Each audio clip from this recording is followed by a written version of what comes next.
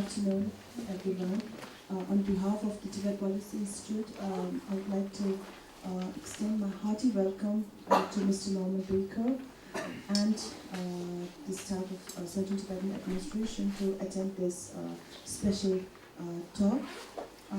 We have around 1 hour.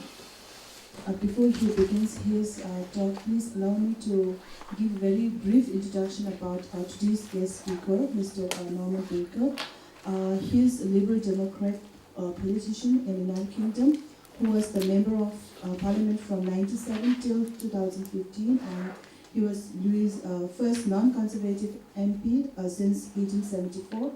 In 2013, Mr. Baker was appointed Minister of State at the Home Office in the coalition government of 2010 to 15, but he resigned from this role after 1 hour in 2014. And he is also well known for his vocal support for animal rights groups, and he is a strong proponent for greater protection of animals under law. And his book, The Strange Death of David Kelly, was published in 2007, and his political memoir, Against the Grain, was published in 2015. In relation to Tibet, Mr. Baker is currently the president of the Tibet Society UK and was a member of the UK All-Party Parliamentary Group for Tibet. While in the British Parliament, he raised several questions relating to Tibet, like detention and conviction of Ringe Atak's imprisonment, human rights situation inside Tibet, Prime Minister's meeting with His Holiness, etc. And in 2008, he released a statement to mark International Mother Language Day, where he said that the Chinese government are following a deliberate policy of extinguishing all that is Tibetan, including their own language in their own country. It may be obvious, but Tibetan should be the official language of Tibet. And in 2008, again, he addressed Tibetan protesters outside the Chinese embassy in London and also delivered a letter to Prime Minister Gordon Brown from 6 Tibetan students in the UK who were supporting Tibetans in the 2008 Tibetan unrest. And in 2015, Mr. Baker, a keen music enthusiast, reformed his old band, the Reform Club, which announced that it would be releasing an album of 15 original songs. And Mr. Baker is the chief lyricist with music written by Mike Phibbs.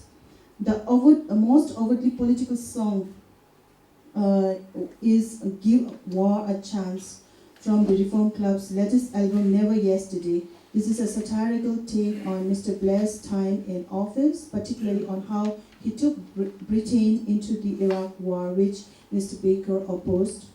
Mr. Baker's step out of the politics and stepping into the music world is described as the House of Commons loss is the music world's gain. So with this very brief introduction, now I would like to request Dr. Tenzin Desel, Senior Fellow of the Tibet Policy Institute, to chair the session. Thank you very much. Well, thank you very much. Before we begin the session, I just want to make a small clarification because there are 2 sessions going on in CTA right now. There's an ongoing workshop for CTA staff members, so many of the staff members couldn't attend your session. So, to begin with, I wanted to thank everyone who have come here, and it's an honor and a humbling experience to be moderating the session. And for this session, we will, in the beginning, we'll have Mr. Baker addressing the CTA staff, and then afterwards, apparently I've been told that you are keen on sharing opinions and having an exchange with the staff members. So we will have another session, maybe the rest half of the session for discussion. So on this note, I would like to request Mr. Baker, and please join me in welcoming Mr. Baker to CTA, please.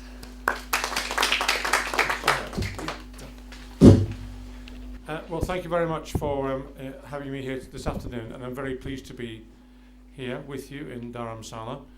This is about, I think, my 4th visit to Dharamsala, and this time I've been keen to explore Tibetan culture a bit more. Previously I ended up doing political things, but some of us who are politicians understand that everything you do is political in life. in one way or another.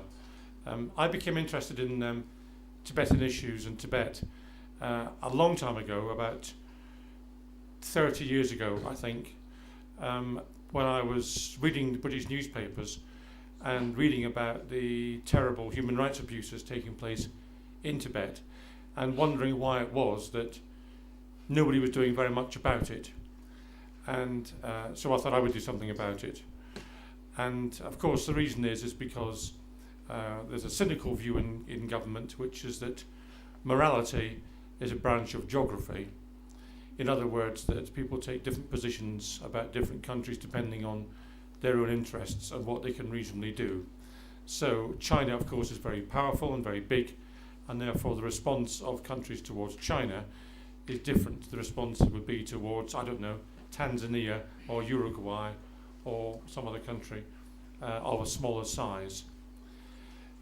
So when I became elected to Parliament in 1997, as you heard, I joined the all-party parliamentary group, and I also joined Tibet Society. I became the president of that in 2007, I think it was, and then I couldn't do very much for 5 years because I was a government minister, first a minister in the transport department and then a minister in the Home Office, number 2 to the present Prime Minister, Theresa May, who took office yesterday. I was her number 2 in the Home Office, so I know her quite well, and perhaps we'll talk about that in a moment or two. I was also we're very keen to raise issues in the All-Parliamentary Party group. That group still does. And I want to tell you, first of all, you have many friends in the British Parliament, in the House of Commons and the House of Lords, who campaign on Tibetan issues and for the sorts of rights and freedoms which you are entitled to have, but which sadly you don't have in your own country at the present time. So there are many people in Britain who are very friendly towards Tibet and want to make progress. Successive British governments over the last 20, 30 years have been sympathetic, but also aware that they can only achieve so much. There is a Foreign Office expression, which is when you're dealing with another country, like China, there's only so much traffic you can get on the bridge at any one time. Judging by the traffic in Dharamsala, you can probably get more traffic on the bridge than you might be able to think you can do. And certainly we've been very keen in the All-Party Tibet group to ensure that Tibet issues are not forgotten in central government. We've had different ministers in different administrations. Some have been very good, some have been less good. We had a very good Labour minister called Derek Fatchett back about 15 years ago, who understood Tibet very well. The last minister, who has just probably lost his job, was not very good at all. So I don't know what the new ministerial positions are yet, but I hope he's been sacked. That would be very good news indeed if he has been. So we will see. Individual ministers can make a big difference, and I know, having been a minister myself, that even the government's position can be changed quite significantly by a particular minister. So getting a minister to be supportive is actually quite useful indeed. I was very annoyed in 2008 when the Labour government decided to accept a change in status for Tibet, because the British government up to that point had always said it did not recognise Chinese sovereignty over Tibet. What it recognised was some curious word, was suzerainty, which is a most curious concept, which is recognising China has a special position there, but not that it was a sovereign power. And we were almost alone in the world in having that position. And the reason the British government, successive governments, had that position was because we know about the history of Tibet. We were there for some of it with you. You may not have wanted us there at the time, but we were there, and I hope, as well as improving trade between the two countries, actually were useful. I know His Holiness remembers the time of dealing with British representatives who came from British India across to Tibet. I think he talks about a little car he was given as a child, which came from the British, I think. And also we helped train your soldiers, I think, in the 1950s. So we have a long relationship with you, And whether we should have been there or not, the fact is we were there, and we know that Tibet was an independent country.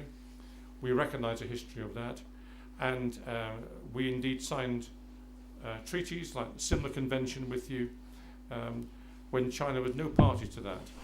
So we have an important role in the world today still, I think, to recognise the history of Tibet. And one of the things I'm doing in the Tibet Society now is to, when we have some time and some money, both of which are in short supply, but when we have time and money, and we've started doing it, and one of our members of staff is doing this in my absence, is we are trying to pull together information about the past, which is there to make sure that history at least is accurate, because the history that China tells people, tells its own people, is not accurate about Tibet. It is not accurate to say the Chinese have always run Tibet. It is not true. So we have information and proof that that's not the case. We have information from the British government records. We have information from the British Library, from the British Film Institute, and also from the British Archives. You have your archives here, which I was very pleased to visit this week. But we have our archives too, at Kew Gardens, which is some distance west of London. And those archives go back hundreds of years, and they contain government documents which have been passed to the archives when you're no longer of use to the government. So something that happened in 1850 is of no longer current use. It will be in the archives, and that will be useful, perhaps in this case, in showing what the relationship was between Britain and Tibet in those days. We also have, of course, parliamentary records. And your Deputy Speaker this week showed me a booklet of everything said in the Indian Parliament about Tibet. There is no reason why we shouldn't construct something similar about the British Parliament in Tibet, because it's all there. And in fact, you could construct it if you wanted to do so, because everything is online. Everything that's been said in Parliament, going back centuries in the British Parliament, is online. You can find it from here. And the Hansard, Hansard, is the official record of Parliament. And if you tap in Hansard and Tibet, you will find a huge amount of material. You may even find my speeches on Tibet made in the House of Commons if you want to do that. But we will go through and find material, and that material will demonstrate the connection between Britain and Tibet over many years and what the governments of different times said. And we're also trying to collate all the film which exists in the UK. There are many records of Tibet on film taken by British people when they came to Tibet, young husbands and so on. Those films were, some of them are there, some are in the British Film Institute, some are at universities, some are in private collections, some we have in the Tibet Society ourselves. And we have recordings as well. For example, we have a recording which I've not listened to. It's in Tibetan, so I can't understand it. We have a recording from 1959 of His Holiness giving a press conference after the Chinese invasion. Now, I don't think you have that here, actually, talking to your library people. So we have perhaps material that you might want to have access to. So there's a little project, or a big project, to try and produce all this. I want to put this online, on the internet, so that there can be no doubt what the past was. And if we have truth about the past, we can perhaps have truth about the present, and then truth about the future.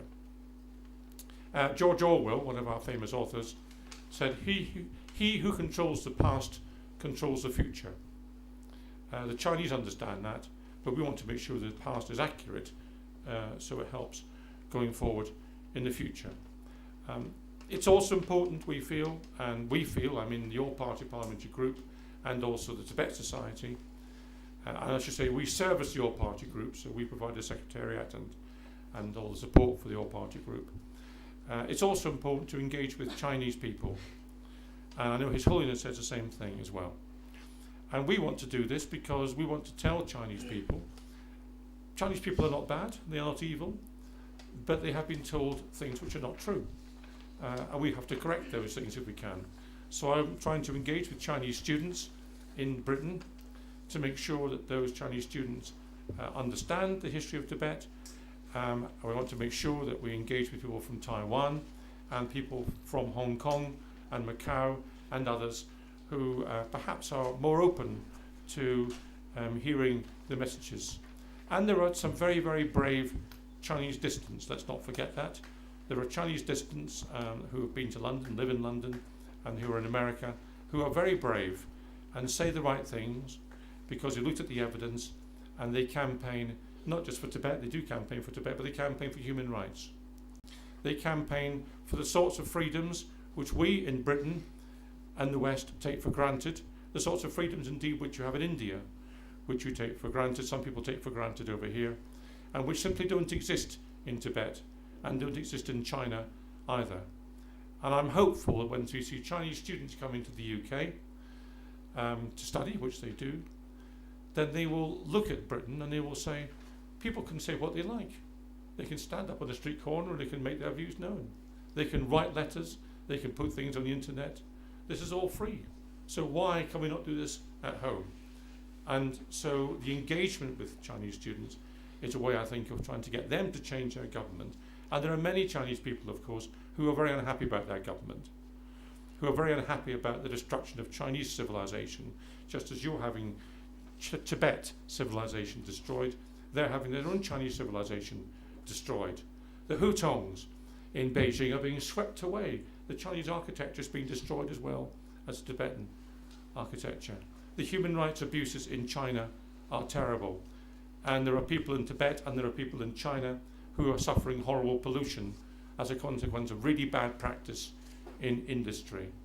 So the Chinese population are potentially friends who have the same issues as the Tibetans, I think, in terms of the basic human rights and the need to live in a free country without being polluted or being subject to abuse from the army and the police. So we have to try and work on these people to try to get them to see that there is common purpose there. Now, I mentioned the Parliament. We have a strong all-party parliamentary group. The parliamentary group covers all the major parties in the UK: Conservative, Labour, Liberal Democrat, my party, and Scottish Nationalists, who are now very powerful in Parliament. All those parties have members in this group. All of them ask questions of the government, and all of them are prepared to say things on the floor of the House of Commons. And those debates can make a difference. They can make a difference to the government's view. They can make a difference if they're picked up by the media. But also, they can make a difference to your friends and colleagues, the Tibetans who live in Britain, who appreciate, I hope, that there are people talking about their issues and it makes their morale better. And I was very conscious when I introduced a debate in the House of Commons, and I was able to hold up a Tibetan flag in the House. Well, I wasn't really supposed to. They told me off, but I did it. But all that happened to me was I was told off. If you have a Tibetan flag in Tibet, it's a rather different issue, isn't it?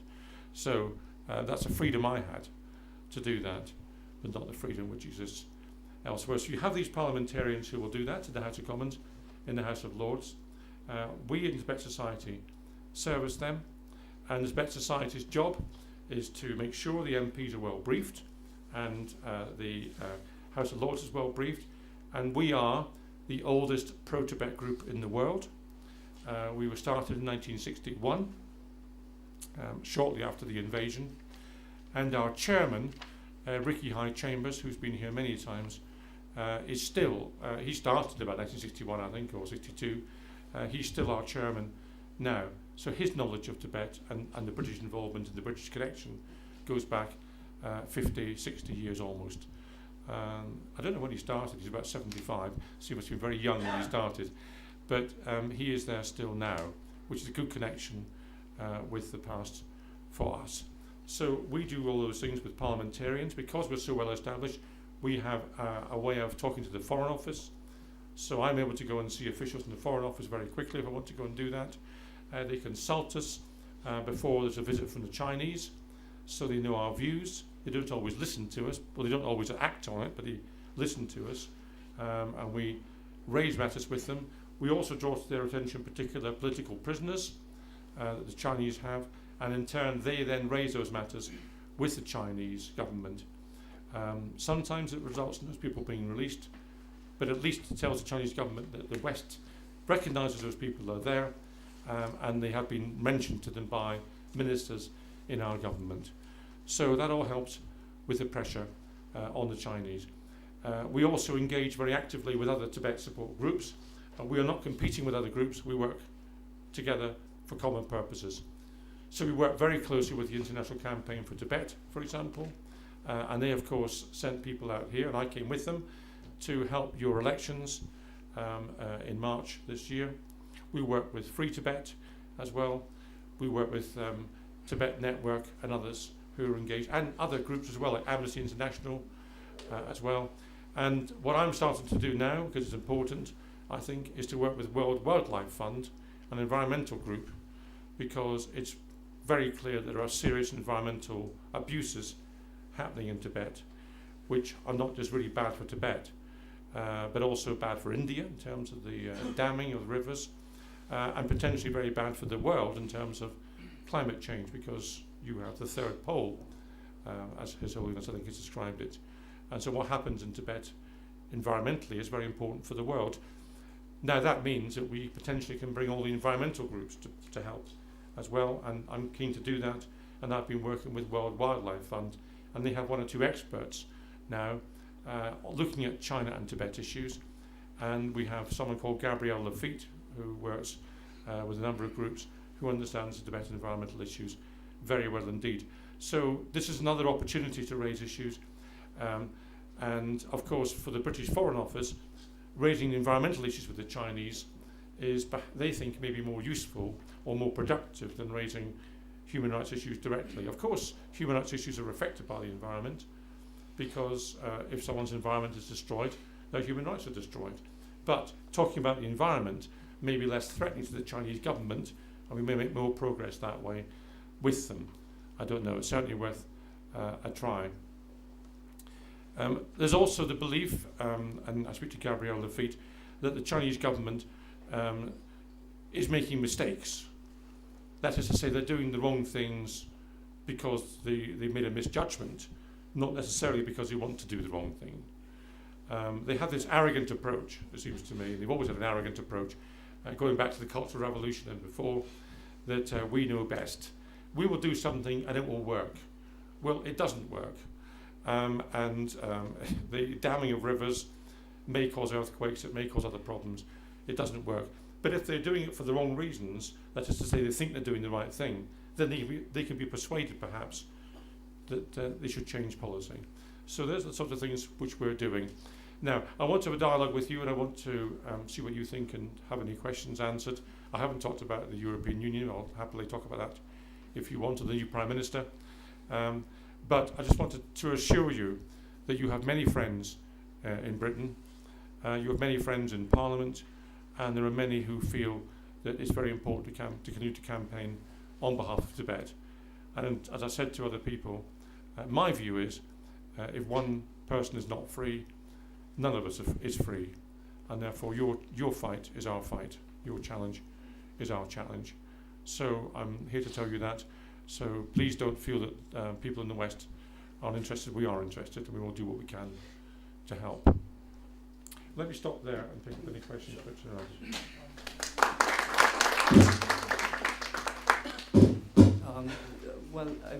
On this note, I think I would invite my colleagues to ask questions. But before that, probably one thing that is of particular interest to me and my colleagues at Tibet Policy Institute would be the initiative that you wanted to take regarding making the archival materials available.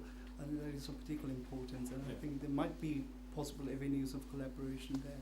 Yes. Oops. Sorry about that for the cameras.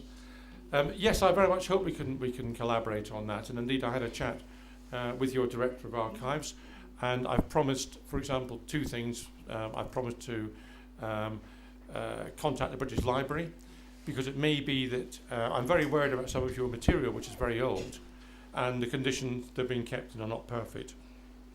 It may be that the British Library can help, at least with advice, perhaps more, about preserving what you have. Because if you've got 12th century books, they can deteriorate. I mean, also you've only got one of them, so it's very important. One particular piece of each book. So it's very important that you digitalise the material you have, so it's not lost.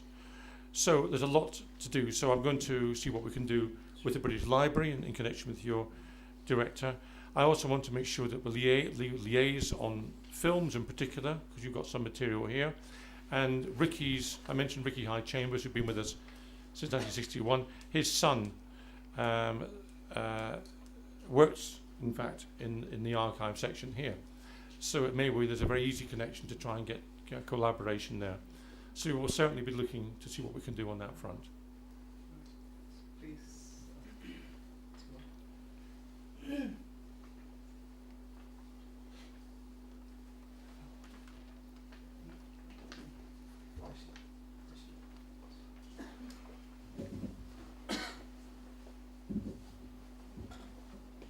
Well, first of all, I would like to thank you for your sympathy and support for the Tibetan cause. Just like to raise a doubt that I had in my mind, that there are many allegations that United Kingdom and United States have secretly and brutally expelled indigenous peoples of Chagos Island, Yes. or Chagos Archipelago. I don't know to what extent this is true. Just wanted to know your view on this, just as a simple British man. I think it is true. I think it happened a long time ago. It happened, I think, in 1966. Yeah, late 1960s and early 1970s. I guess. Okay. It happened because the British government, successive British governments, have thought it very important to have they regard as a strong military arrangement with the United States. And in order to do that, the United States wanted a base in that area, and the United States wanted to expel these people, and I'm sorry to say the British government at the time agreed. The agreement had to be renewed in this year, which is why I thought it was 66, I thought it was 50 years. But I don't know what happened about it, because I'm not in Parliament anymore. My view is the islanders should be allowed to go back to their land if they want to go back. And it's a bit of a disgrace that the British government agreed to that. There's a wider point there, which is that I think that the Britain should stop trying to be a world power. Britain is not a world power. We're not a world power. We stopped being that in 1945, certainly by 1955. And we should accept we are something different now. What we are now is a good, strong European power. But we have the opportunity in Britain to have a different foreign policy. The foreign policy I would like to have is to use our influence. We're a major player in the United Nations. We can veto things. We're a major player, we were in the European Union still, I hope we will stay there, a major player in the Commonwealth, a major player in all sorts of organisations like the Bank of International Settlement, and we could use that for peaceful purposes. We could use our influence in a peaceful way, which is not open perhaps to America, and our knowledge and experience, and even perhaps wisdom, dare I say, to try to use that for peaceful purposes in the world. And we should stop, in my view, trying to pretend that we are a world power in the same way as Russia, America and China. We're not. And I don't know why we still have nuclear weapons. I would like to get rid of them personally. So we have, I think, to look at ourselves and change our policy. We haven't done that yet. I hope we will do that in the near future.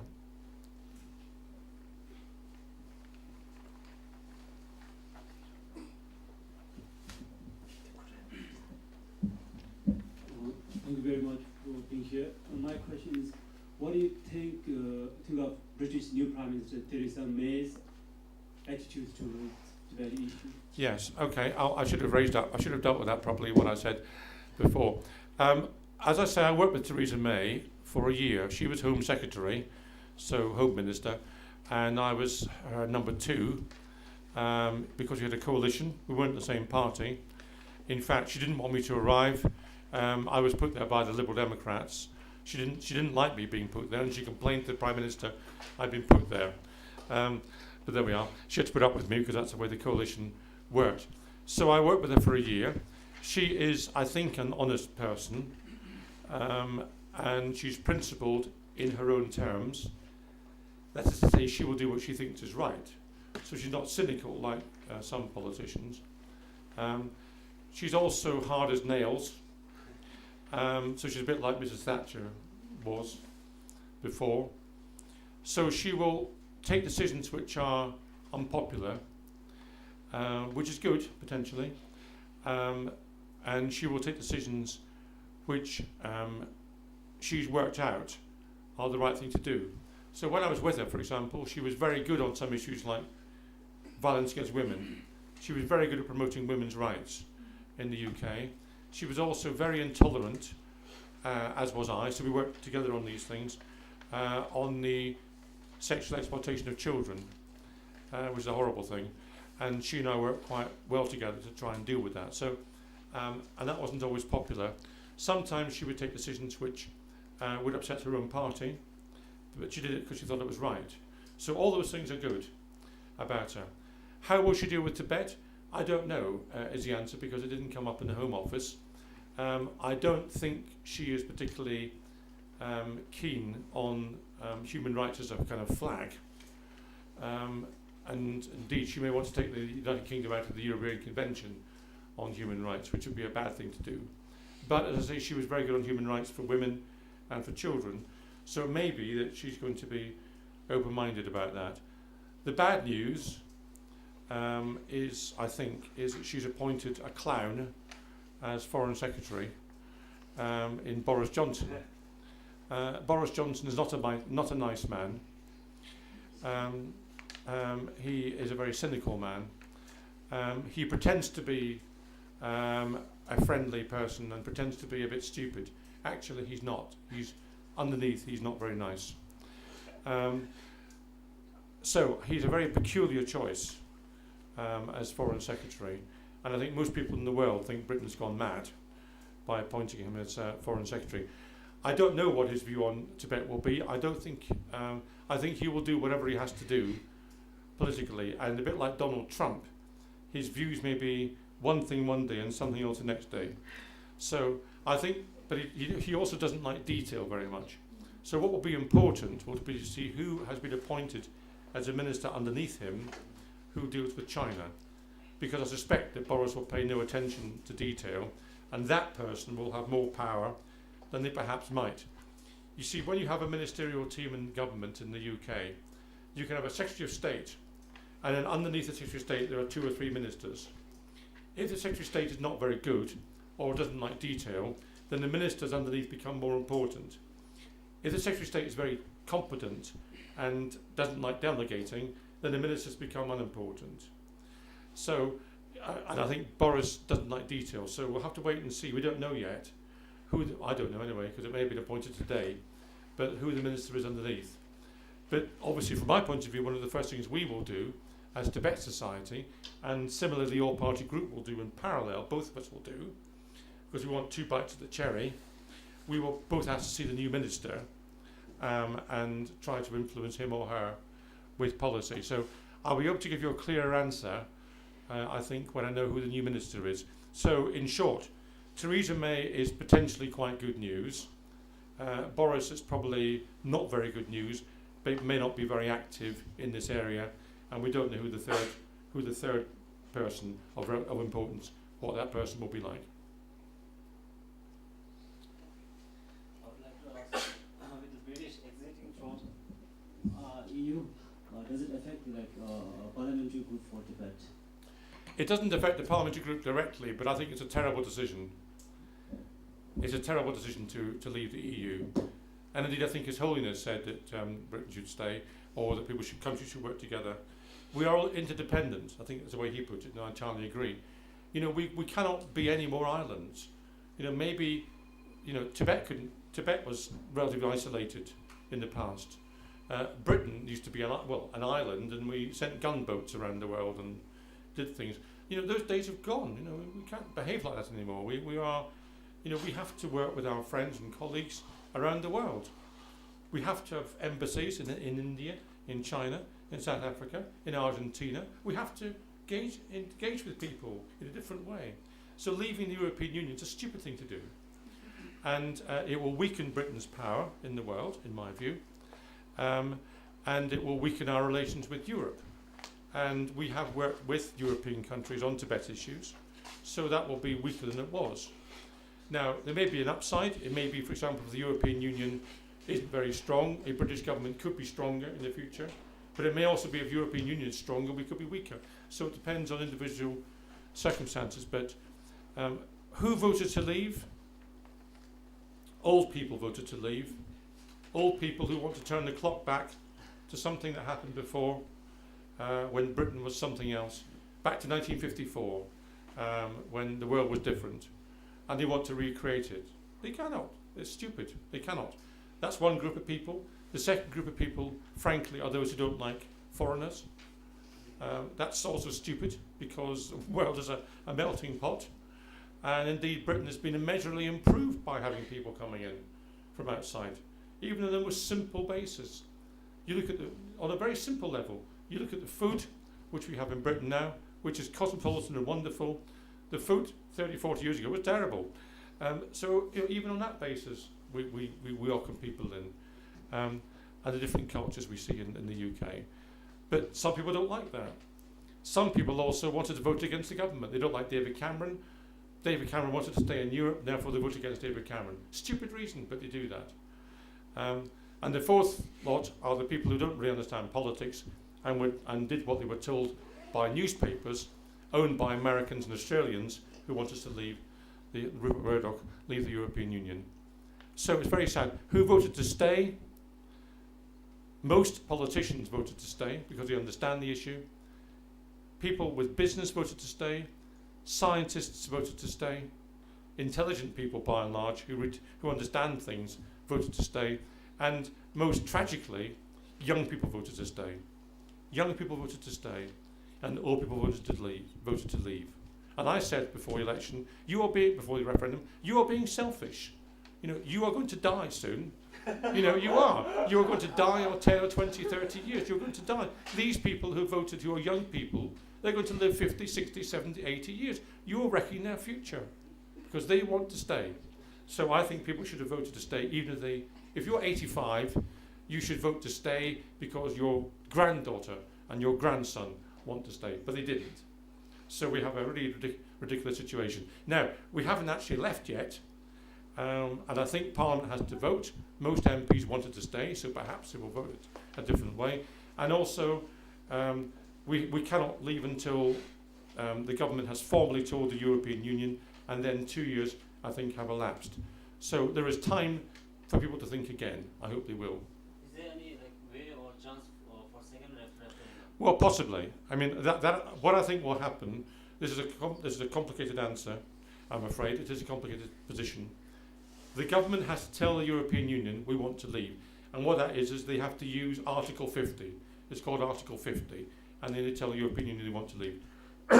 There's then a negotiation over terms, and I hope at that stage the British people will understand the terms will be so bad, because it will be bad, that at that stage they will say, well, we want to change our mind. And at that stage we have a second referendum, I hope, and people will vote a different way. But what I don't know the answer to, and nobody does, because it's not written down in the EU, is if you then tell the EU under Article 50 you want to leave, can you then change your mind? Or is it a one-way street? Is it a two-way street or a one-way street? We don't know, and nobody knows. So it's uncertain whether, having started the process, you can then stop it. We don't know. What about Northern Ireland, Scotland? Indeed. Well, I mean, this is this is so ironic. The Conservative Party fought the last general election because he said if you vote Labour or SNP or Liberal Democrat, then Scotland will disappear. So the only way you can keep the United Kingdom is by voting Conservative. And it's the Conservatives who've now had a referendum where Scotland is now going to leave because Scotland voted to stay in the European Union. And Scottish politicians will have another referendum, and Scotland, in my view, will leave the United Kingdom and stay in the European Union. That's what they want to do. And speaking as someone who's born in Scotland, if they do that, I might move to Edinburgh because I want to stay in the European Union as well. So the party that wanted to keep the United Kingdom together is the party that's going to wreck it. Now, as far as Northern Ireland's concerned, of course, there's pressure now for another ballot between North and South Ireland. because this is ridiculous. At the moment, there is no boundary, really, between the two countries. But if we leave the European Union and there are different taxes and different tariffs, then suddenly we have to have a boundary between Northern Ireland and South Ireland. It's ridiculous. So that will put pressure, I think, from Northern Ireland to say, well, we don't want that. We're dealing all our business with the South. So it's a complete mess, constitutionally, complete mess. I'm afraid.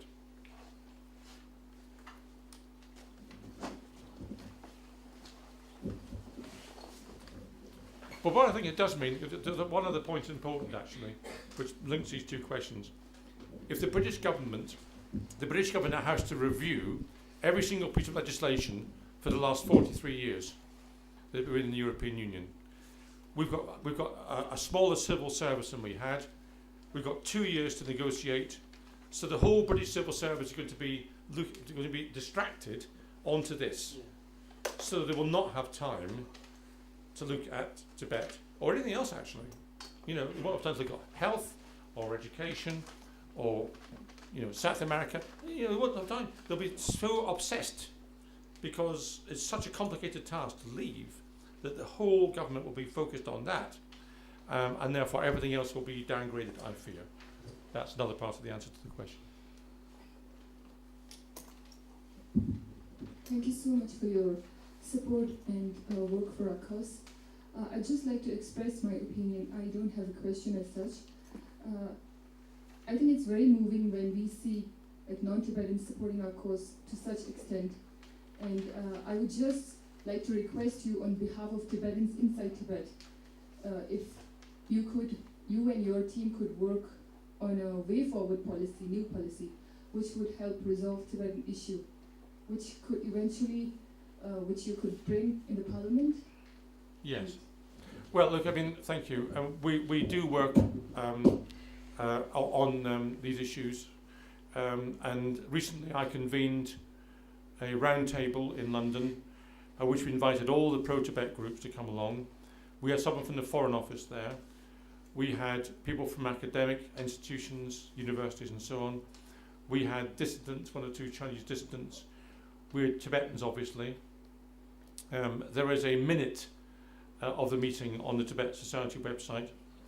It is a very limited minute because Tibetans who were there and Chinese who were there were fearful of the consequences if the Chinese government knew they were there. So we don't mention names, but they were there and took part in the discussions. And the objective of that is to try to get some strategy where we all point in the same direction. Because, we are all small groups. The Chinese government is huge. Now, I think as His Holiness said, if you think small doesn't matter, then try sleeping with a mosquito, I think he said. So, small can be effective. And indeed, if you think in transport terms, because I was a transport minister, an oil tanker takes a very long time to stop and turn around. A speedboat can cause a lot of nuisance. So being small isn't necessarily to be ineffective. So I'm hopeful we can do things. So we are working together as Tibet support groups with Tibetans in Britain, with Chinese who are sympathetic in Britain and others as well, to try to make sure we maximise impact and also to minimise the Chinese government's impact. The Chinese government now is always, whenever there's a Tibetan issue, they ring up somebody and say, we don't want this person there, and if you have that Tibetan guest, we will stop giving you money or whatever, that's what they're saying. So we have to make sure that universities in particular don't self-censor. The worst form of censorship is self-censorship, because people don't know what's happening. At least if people are censored, you can say they've stopped us saying something. If you self-censor, that's the worst of all. So one of the things we do is to fight that reaction from universities who might be prepared to give in to the Chinese government. Be quite clear. People who give in to the Chinese government, the Chinese don't say thank you very much, we'll now come to an agreement. They say, oh, they've given in, we'll ask for something else. That's what they do. So, this is perhaps something which, I don't know, maybe a different view from your government in exile. Talking to the Chinese government, they will demand concession upon concession and give nothing back. The only thing they understand is strength. They understand people saying no to them. That's what they understand. So when they say, you know, you cannot have a Tibetan flag, we just say, I'm sorry, we're having a Tibetan flag. This is what we say to them. You know, we're not taking the Tibetan flag down from our office. It's staying there. You have to say no to these people sometimes. So now the other thing I wanted to say you said thank you for supporting you. I want to say thank you to my Tibetan friends, both here and in London, because you know you inspire us, because you have created a society, you've recreated your country as best you can here in India. You're probably the most effective diaspora in the world, I think, the way you've done that, and you have kept Tibet alive in a real sense outside Tibet, and I think that's a matter of some congratulations to you, but also some admiration. And I when I come over here and I see, and I did last time, I see Tibetan people queuing for hours to vote. Might have been more efficiently done, I might say, but queuing for hours to vote and doing so without complaint and engaging in that process, and I admire that, and it moves me. And when I talk today to people who've come across from Tibet and what they've had to suffer to get here, then that inspires me too. So, you know, you thank me and my friends, but I thank you as well for the inspiration which you give us, because I really mean that.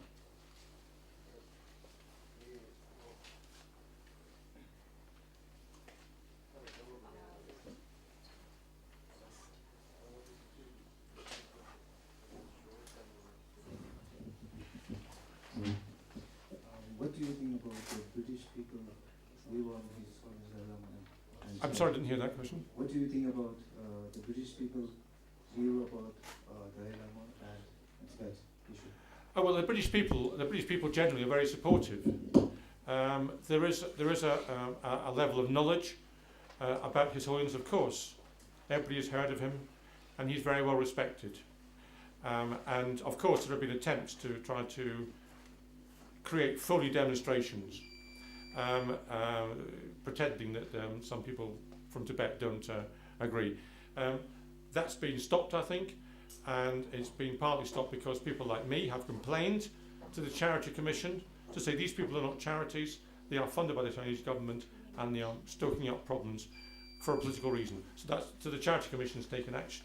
So I hope that has been stopped. But His Holiness, of course, is very well respected. He is a great advocate for you and for your cause, and of course for what he believes in, and people like him very much. So that's the view of His Holiness, and therefore by extension, people are sympathetic to Tibet. I think they don't always know the facts, and it's my job and that of many people like me in Britain to make sure people do know the facts, and that's one of the reasons why I want to put more stuff on the internet, for example, why we have campaigning to increase our membership and so on. But when people know the facts, they are very sympathetic. The British, let me say something about the British character. The British character doesn't like a bully. We don't like bullies, and the Chinese are bullies, or the Chinese government are bullies. And the other thing is we always support the underdog. We like teams in football who are not likely to win when they win. So even when Iceland beat England at football, we didn't really mind. We thought, good for Iceland, because they're a terribly small country, 300,000 people, and they beat England at football. Well, good luck to them. So that is the attitude. We like people. And so when there's a fight or a contest between a huge country like China and a country like Tibet, then of course we're on Tibet's side. That's how we feel.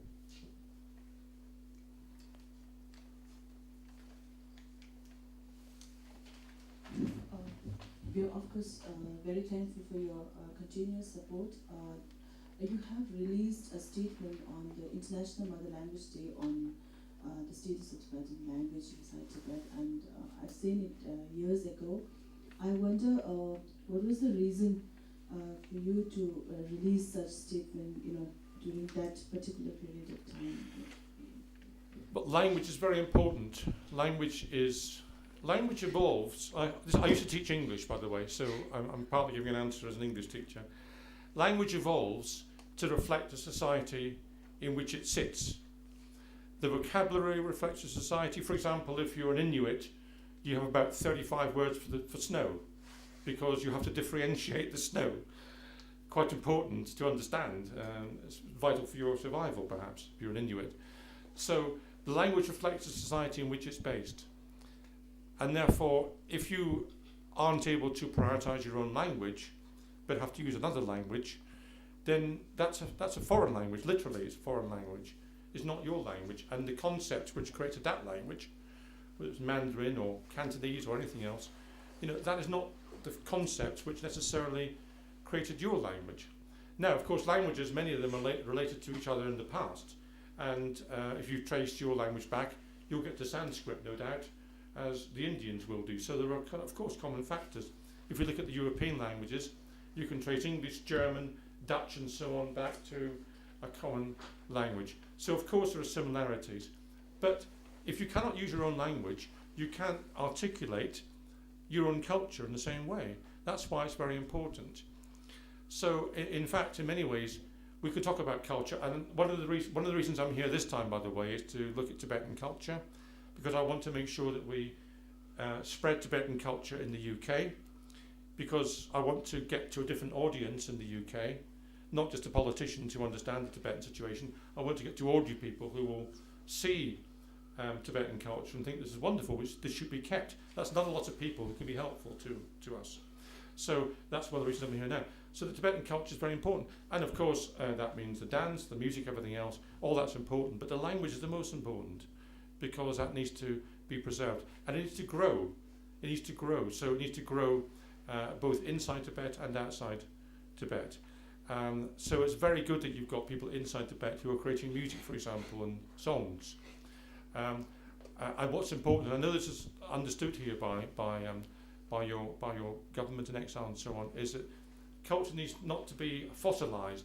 It shouldn't stay where it was in 1959. It needs to grow in exile as well as inside Tibet. That isn't to say that you should abandon what you had. I've been to see Thanka works being created today at Noble Inca. Very important that carries on. But it's also important that people can create new art which reflects the Tibetan culture. But language is very important. If you've ever read 1984 by George Orwell, what the government in this fictional book did was to take away the language. If you take away the language, people cannot express opposition. So the language has to be there. So that's why I wanted to support the language, because it's so much part of the essence of a culture and a people.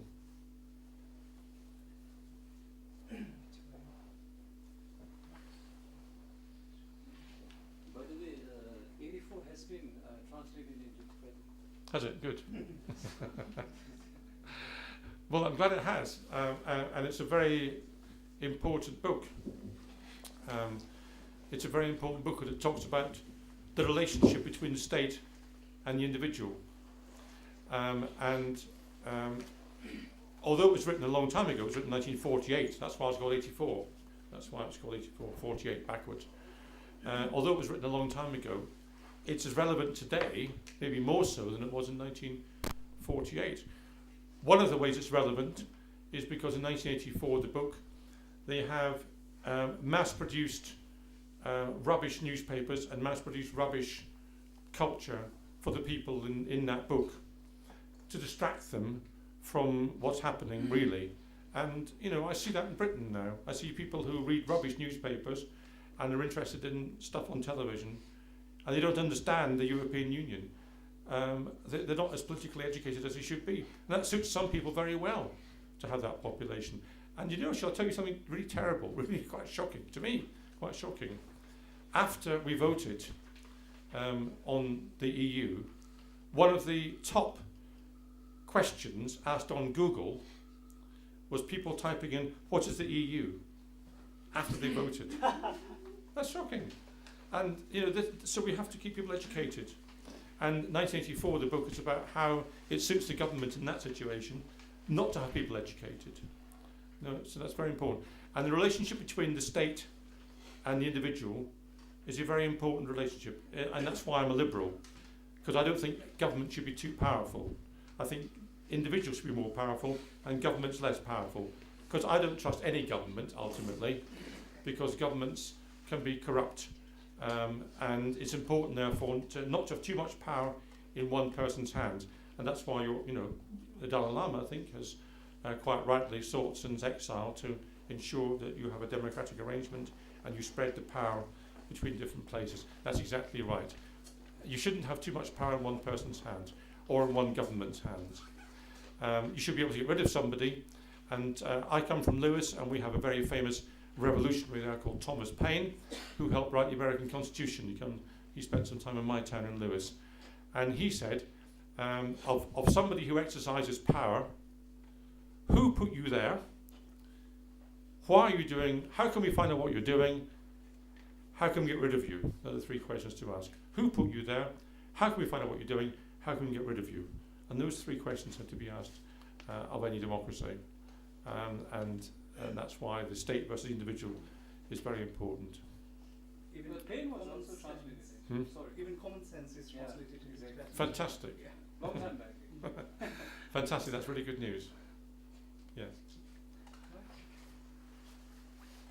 So, my question is like how important China is for the Britain in terms of relation and. Well, China, of course, China is important because China is a huge power, and China has potential trading relationships with Britain, which we are not against. Trade is a way of avoiding war, actually. Ultimately, if you trade with someone, they have an interest in you carrying on trading, and therefore they don't want to stop your production. So ultimately, trade is a way of stopping war. So I mean, that's a good thing in many ways. So nothing wrong with engaging with China. I've been to China. I've met the transport minister over there. Interestingly, by the way, when the Chinese cut off relations with Britain because we'd welcomed the Dalai Lama to London, I was the first minister allowed back in. Notwithstanding, I'm very pro-Tibet. They let me back in. They wouldn't let me into Tibet.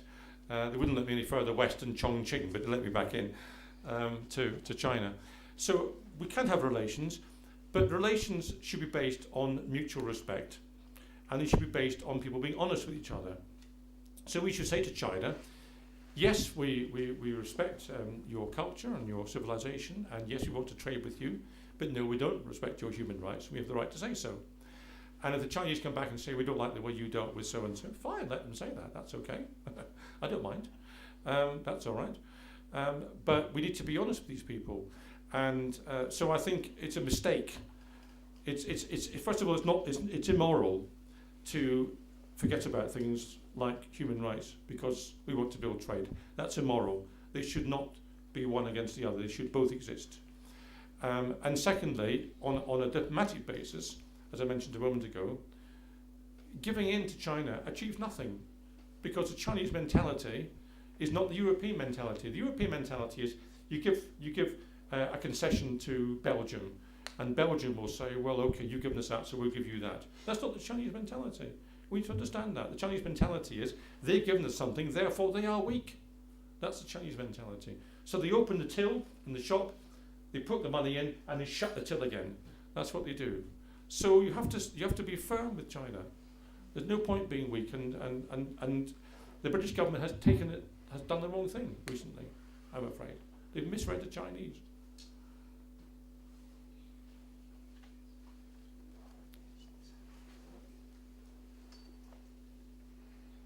Okay, I think. Is there one more? I don't know. Yeah, okay. That's fine. Yes, of course.